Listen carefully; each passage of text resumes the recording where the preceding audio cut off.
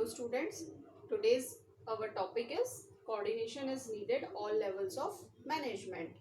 So today we will understand that how coordination is needed at all the levels of management. So we already learned that there are three levels of management. There is upper level, middle level and lower level. So its need and importance is the same at all the levels. अगर हम evaluate करें हर एक level पे कि coordination की कितनी requirement है हर level पे, तो हर एक लेवल पे डिफरेंट डिफरेंट एक्टिविटीज़ परफॉर्म की जाती हैं. फॉर एग्जांपल अपर लेवल की अपनी एक्टिविटीज़ होती हैं. जो हेड्स होते हैं, जो ऊपर मैनेजमेंट में, जो अपर लेवल मैनेजमेंट में जो लोग होते हैं, डायरेक्टर्स होते हैं, उनकी अपनी एक्टिविटीज़ होती हैं और उनमें कोऑर्डिनेशन. उसके बाद नेक्स्ट लेवल आता है हमारा अपर लेवल के बाद हमारा आता है मिडिल लेवल. मिडिल लेवल की अपनी जो मैनेजर्स हैं उनकी अपनी एक्टिविटीज़ होती हैं जो कि अपर लेवल से कनेक्टेड होती हैं. उसके बाद आता है हमारा लोअर लेवल, और लोअर लेवल जो कि जो एम्प्लॉयज़ हैं जो काम कर रहे हैं वहाँ पे, और जो वर्कर्स हैं उनका लेवल होता है. तो मैनेजर्स को उनको मैसेज कन्वे करना होता है. इस तरह से ये आपस में इंटर रिलेटेड होते हैं और इस वजह से एक्टिविटीज़ भी इनकी इंटर रिलेटेड होती हैं. और क्योंकि यहाँ पे ग्रुप में लोग काम कर रहे हैं तो there is a requirement of coordination अगर हम इवेल्युएट करें at each level of management. So if work is being done by solely by one person, then the problem of coordination doesn't arise at all. अगर कोई एक ही person work कर रहा है तो उसको किसी और से कोऑर्डिनेट करने की ज़रूरत नहीं, क्योंकि उसको खुद को सारी एक्टिविटीज़ पता है कि मुझे क्या करना है. So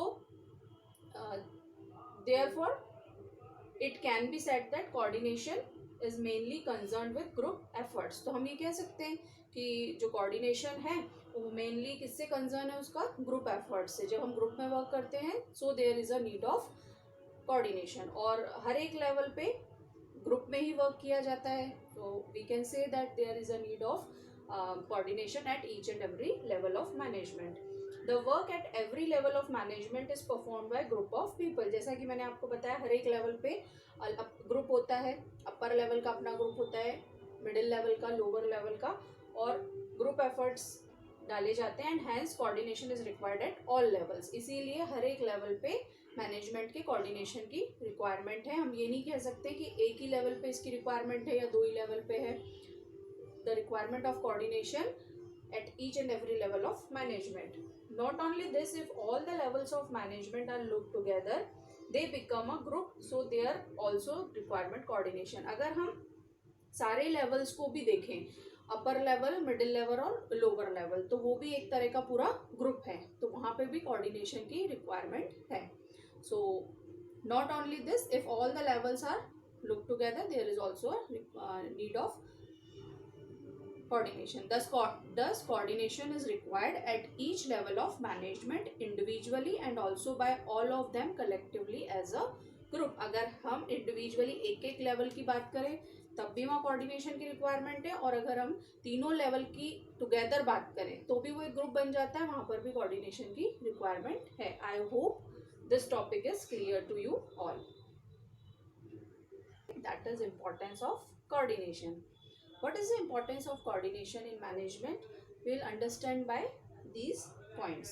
So one by one, I will start with size of the organization.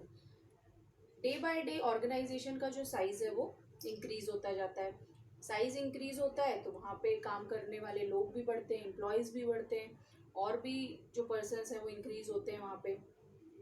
So जैसे जैसे वहाँ पे इंक्रीज होते हैं तो ग्रुप बनता है, ग्रुप बनता है तो ग्रुप एफर्ट्स होते हैं, और जहाँ पे ग्रुप एफर्ट्स आते हैं वहाँ पे कोऑर्डिनेशन की ज़्यादा रिक्वायरमेंट होती है.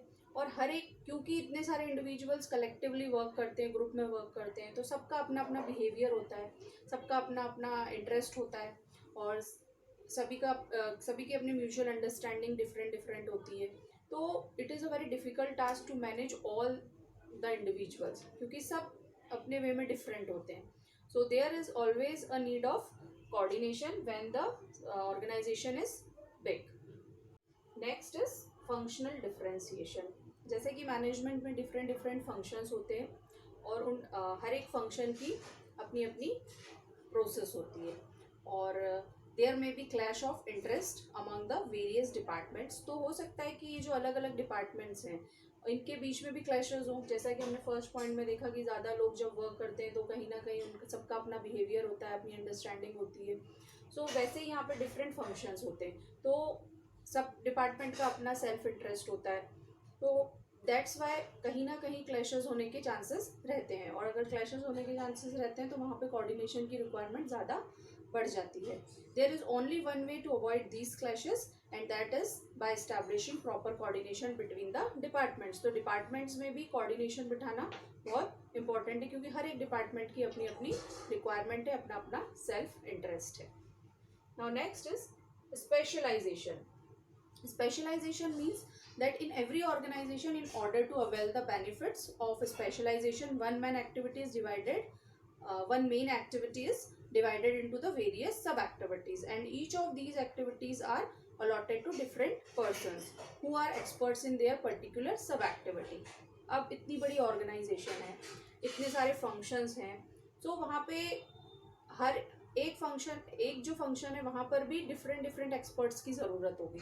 तो जो पर्टिकुलर एक पर्सन जो एक्टिविटी अच्छे से कर सकता है, जो उस फील्ड में एक्सपर्ट है, उसको रखा जाता है।